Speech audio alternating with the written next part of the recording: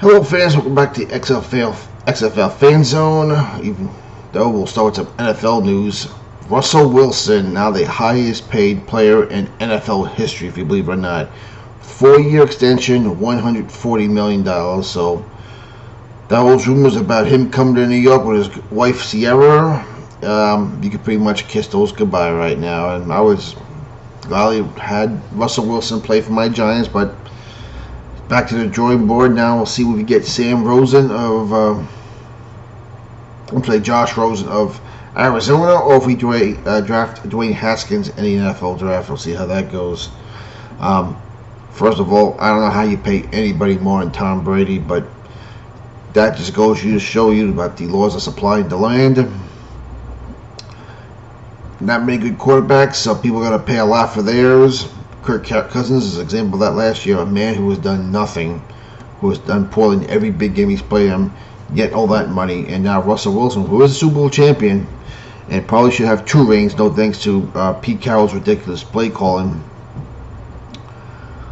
He's a good quarterback. I would just never pay him more than Tom Brady. I'm sorry. There's no way anybody should be getting paid more than Tom Brady in the NFL. But that's just me and one man's opinion. Now, speaking of New York, Kevin Gilbride, my old offensive coordinator of the Giants, he was Eli Manning's offensive coordinator for both those Super Bowl wins, is back in New York after a 5-year absence after he retired in 2014 to be with his family. He is now coaching XFL New York. I have the link below of the press conference, which lasts about 17 minutes, short and sweet to the point. Kevin Gilbride has coached in the CFL, the NFL, college. He's been a head coach once for 2 years. Didn't work out too good. He'll get another shot to be both the coach and the general manager, like they all have been hired to do.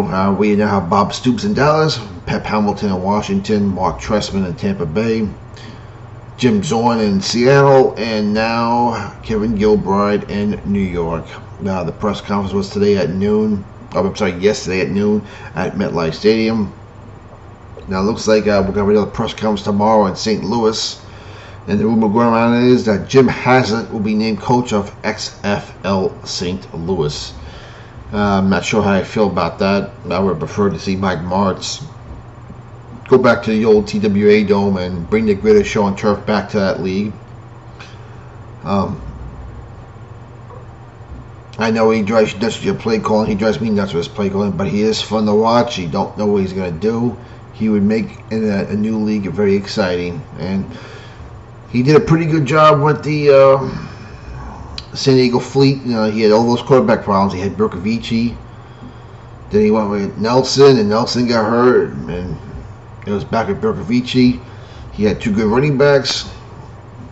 He had Dantes Ford as wide receiver. His offense is complex, but it's fun to watch. I think it would have been good for the XFL. Now, also on the subject of St. Louis, Mike Jones, the old Super Bowl hero who made that famous tackle against Mike Dyson at the 1-yard line, is named coach of the St. Louis Independents of the Freedom Football League. So we're going to have 2 new coaches in the span of a week in St. Louis. Both have to do with football. Mike Jones goes to the Independents, and it looks like Jim Haslett is going to be named XFL St. Louis coach, although we have nothing to confirm that, just rumor right now, but that'd be great to see Mike Martz. But hey, it is what it is. And on some other news in the college level, looks like the Pitt Panthers have brought back some of their old uniforms in the 80s and late 70s, back when Tony Dorsett was the running back for the Pitt Panthers.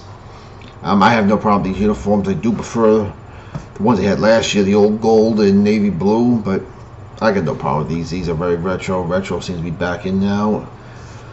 And also, Michigan State has some new uniforms. These are their home uniforms. There's green and bronze. I'm not sure how I feel about these uniforms. And these are going to be their alternate uniforms. These are going to take some getting used to. I'm not sure how I feel about it. I'll let you know in the fall when we get college football back rolling. But That's it from around the league right now. And it seems like a bunch of our old AAF players have been signed by the NFL, including Gary Gilbert, Luis Perez, Charles Johnson, Devontae Busby, Mikael McKay.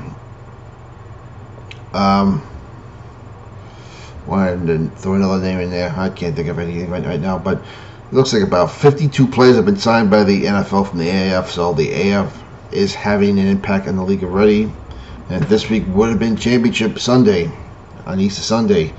The Western Conference Final and Eastern Conference Final, but it is what it is. We're left hanging, we're left stranded.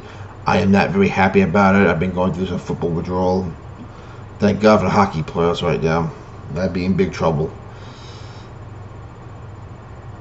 So that's it from around football on the college and pro level. We got some new uniforms.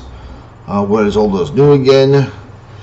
And we'll be back Thursday to tell you about who is coach of XFL St. Louis, everyone. You all have a good night. We'll talk to you later. And the NFL draft, believe it or not, is only 8 days away.